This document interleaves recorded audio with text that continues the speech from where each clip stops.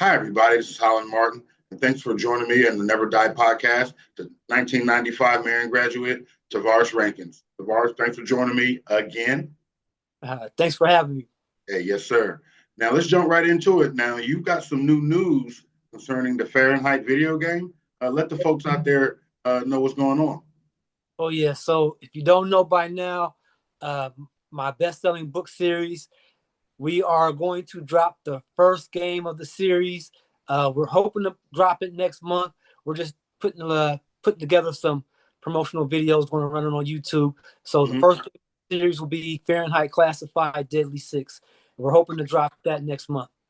Last time we talked, there was funding and things of that nature, and going through all those channels. Sound like they finally went through. Yeah. When can the video game actually be on the video games at home? Well, next month it'll just be the prototype. So we got one map done. It's still pretty long, pretty difficult to get through. So right now I'm contacting a few different video game publishers, and we're hoping to get the funding so we can go ahead and make this a masterpiece. So it'll be a work in progress. It might take some time, but we're hoping to get it done. Hoping to get it done. But just keep your eyes peeled for next month because we'll have that prototype demo. It's the early release, the early build. It'll be hitting the market next month. Man, I love it, man. I love it. It's feels good to have someone from Marion get that global stage, not just the internet, not the national stage, the global stage. This video game is going to hit big, man. I know it. Can kind of take the place of Call of Duty, That's what I'm hoping for. Auto, That's what I'm hoping for. Splinter Cell, all of those. So how's things been going with you since the last time we talked? It's probably been, I don't know, maybe a year or so, 9 months, something like that. I've been on the grind, man, just, with this video game stuff and my book series. So I just been, working hard, trying to contact different publishers and developers. And, it's the same thing with me, just working and working hard. Yeah. How about you yourself? How you been? Hey, you know what? I've been pretty busy. You see, I got my Marion football stuff on. Basketball is we play in the regional on Friday against McConaughey. It's crazy. It's different. And I want to touch on it a little bit later. Your junior year, semi-state at Fort Wayne against Dwenger.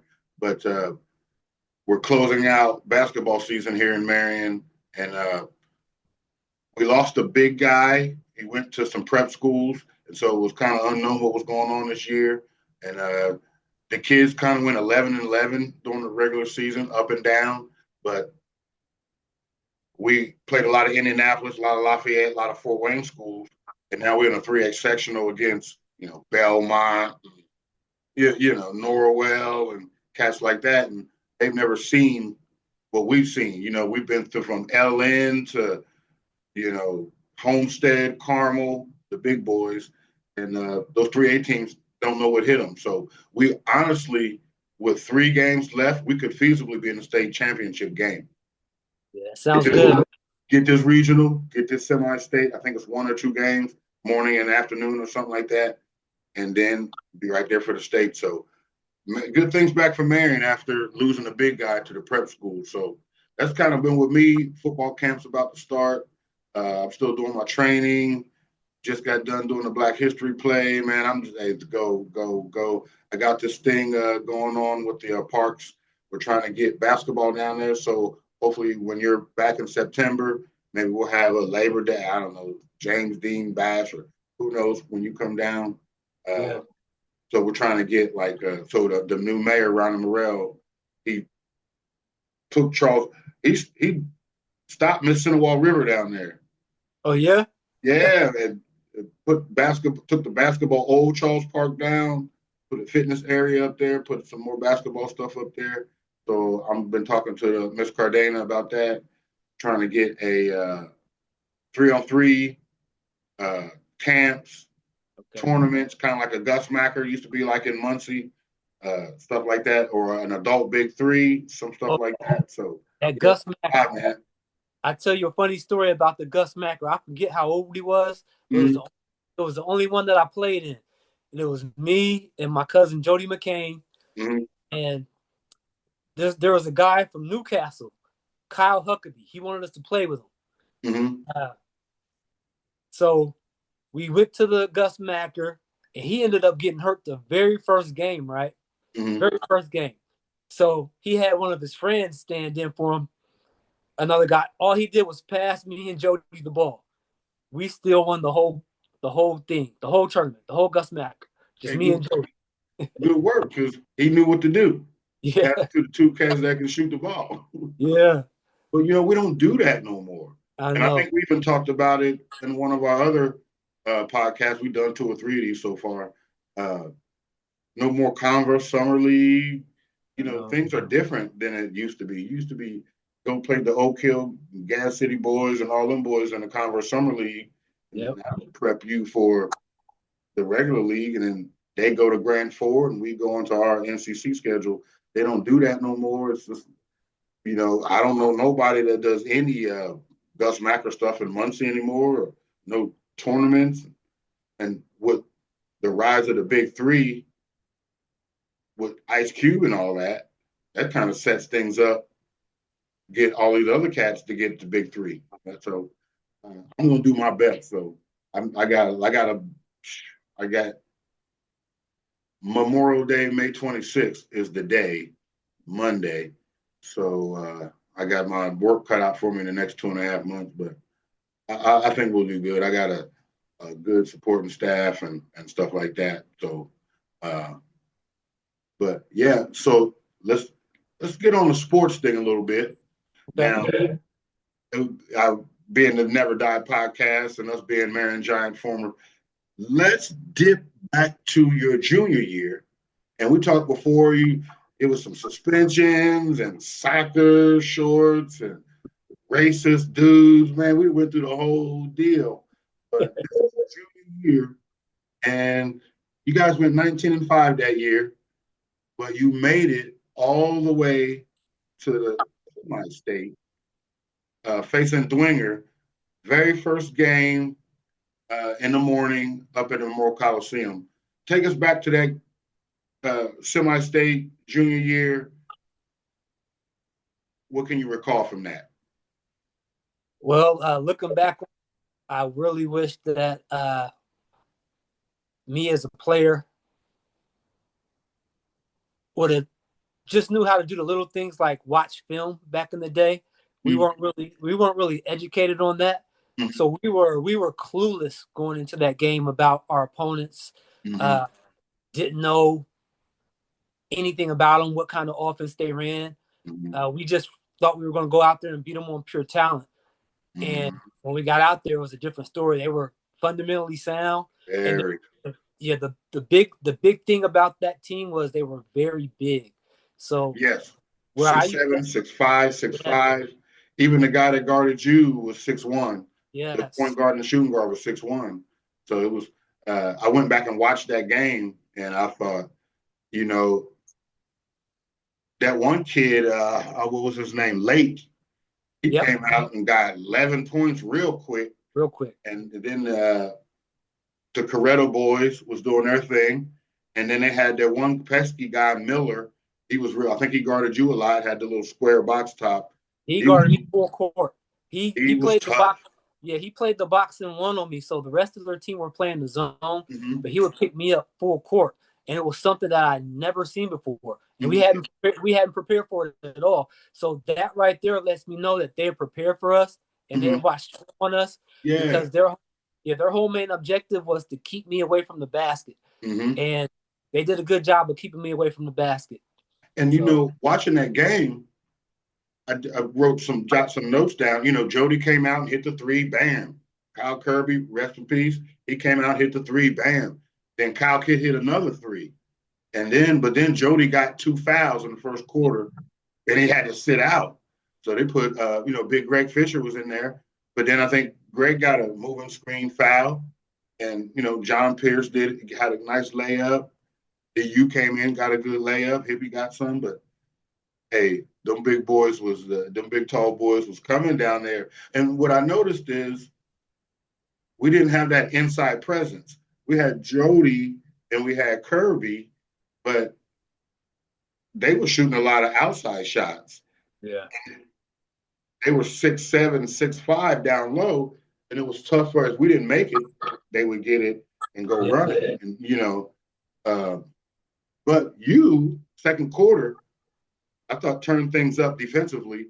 You had a couple big blocks in that game, two or Yeah. three big blocks, and Kirby hit another couple. And at the halftime, you had 6 points. Kyle had 10 points, and Hippie and John Pierce had 4 apiece. But going into that third quarter now, we was down and we chipped it back. And if I can recall, Jody hit a three to give us the lead at 36-35. Yeah. Take us back to that time when, what did Coach tell you guys at halftime with us being down in the semi-state game? Well, believe it or not, we really didn't make very many halftime adjustments. Mm-hmm. The thing that I wasn't used to was being guarded full court, Mm-hmm. and I would have wanted to somehow incorporate me into the game a little bit more, get more touches, but Mm-hmm. we really didn't make any halftime adjustments, and we just thought we were going to go out there and beat them on talent. Mm. The one thing that really was that lost the game for us, we had a lot of turnovers, and we were out rebounded. Yeah. So, but that was a game. Oh my God, we just let it slip away. We should have won that game. We should. Turnovers, free throws, and kind of bad decisions at the wrong times in that game. Yeah. And that kind of sets things up. So the last, okay, so let's go back to, there was a play to where they stole a ball from you or something. You stole it back. They fouled you. Then you go to the line on the 1-and-1.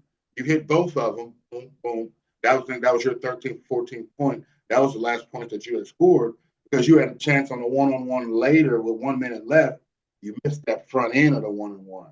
Yeah. And it was a big. Well, you know what? What? I thought the ref was going to blow the whistle because one of them guys moved, and so it threw off my concentration. I missed everything. Yes. I thought the ref was going to blow the whistle. I thought they were very lucky they didn't get a lane violation on that one. Mm-hmm. And it was the announcer even said that what you said, but it seemed the refs had a tight whistle, like they was really leaning Fort Wayne way. Yeah. Like it was whatever we could do. Like, and I understand, Jody had a tough game, but it was real tough for him to get going and tic-tac calls, and it was just like against.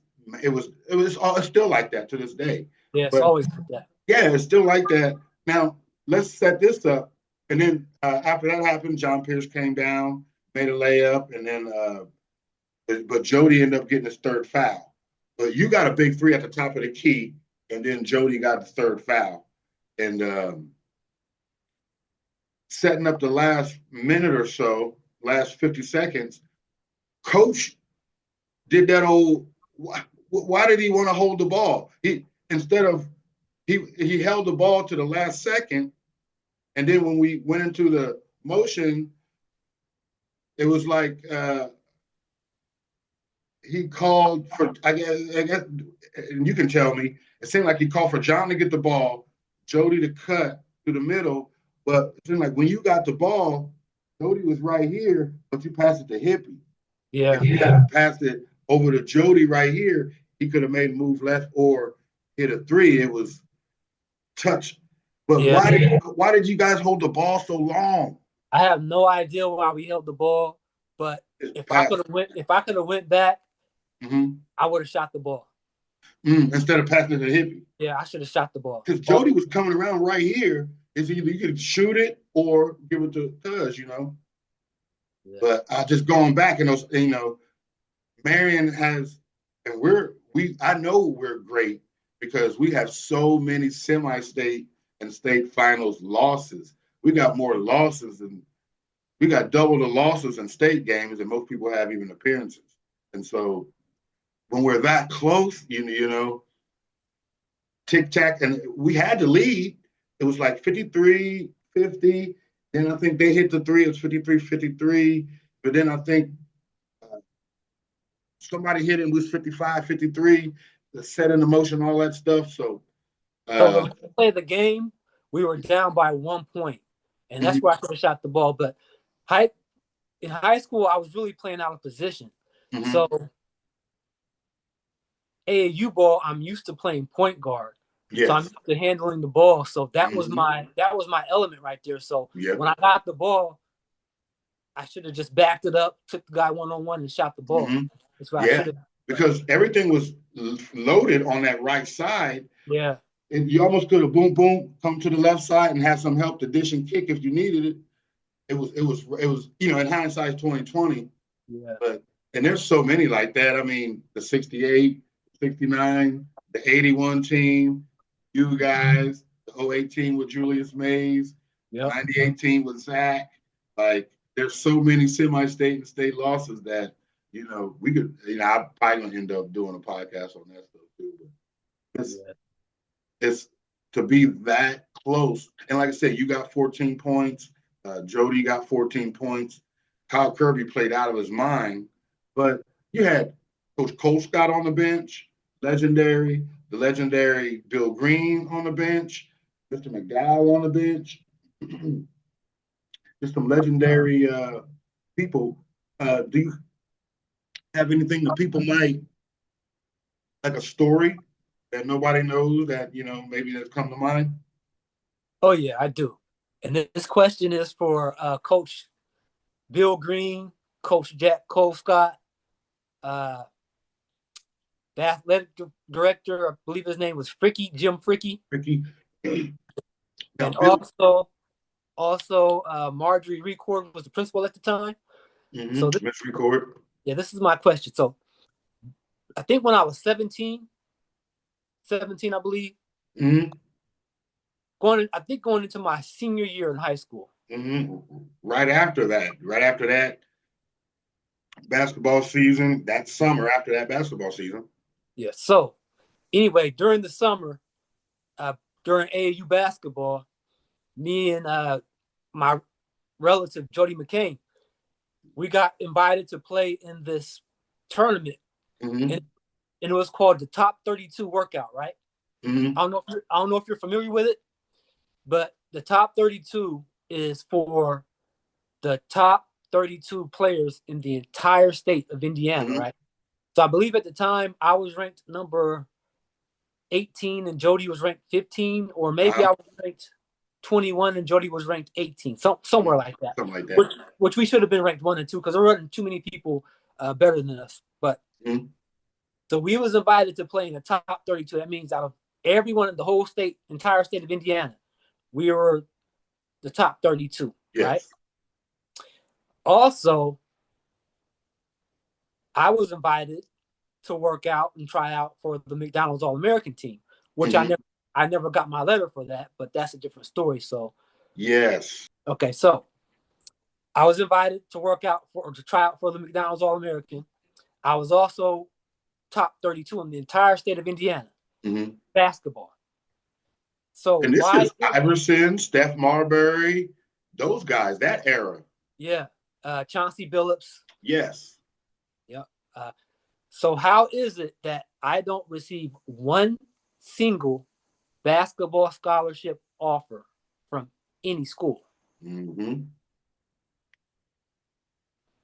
you got these guys. I mean, there's still stuff going on like that today. I mean, you got, you know, there was, you know, a school that I'm not going to name that had one of the number one junior in the state, but he doesn't play in the junior, senior Kentucky All-Star game. But then that coach had just got nominated to the Hall of Fame. But if you got the number one junior and he doesn't play in the Kentucky thing, so then that junior went to a prep school. He gone. Yeah. You know? But you know what, though? When I went to Ohio University to play football, Yes. One of my coaches that was recruiting me, Coach Ray McCarthy, Mm-hmm. he told me what happened. So he was like, "Did you get along with your principal?" It was the day of a game. We were Mm-hmm. in the dining hall eating breakfast, and he's like, "Did you get along with your principal?" I was like, "Well, I never really had any interactions with. I got in trouble a couple of times, but Yeah. soccer sports." Yeah. We I had was like, talked about that on the other one. Yep. "But that's about it." But he was like, "Man," he was like, "We was recruiting you." He looked at me and he just shook his head. He was like, "We just had to deal with your football coach." So he Mm-hmm. basically told me that she was throwing dirt on my name, Yep. and I didn't figure it out until Until after the afterwards. fact. But They were I was trying to like, push that coach away from recruiting. yeah. So I was like, Roundabout, you found out about that. Hey, so I was that's like, that janky shit that be happening, man. Excuse my yeah. French, but that should be happening to this day, man. They be using them kids, put them on Play-Doh. They can't freaking read. They can't write. As long as they scoring touchdowns. But I You can want do to thank Tavares Rankins for joining me again, briefly talking about his Fahrenheit series and the video game that's coming up, and the semi-state of junior year. And we will have you back on very soon. Thanks all for right. joining me, brother. Thanks for having me. Yes, sir. God bless. Take care. God bless. Be sure to like, comment, subscribe so you can get more exciting content from Mr. Martin Productions and the Never Die podcast.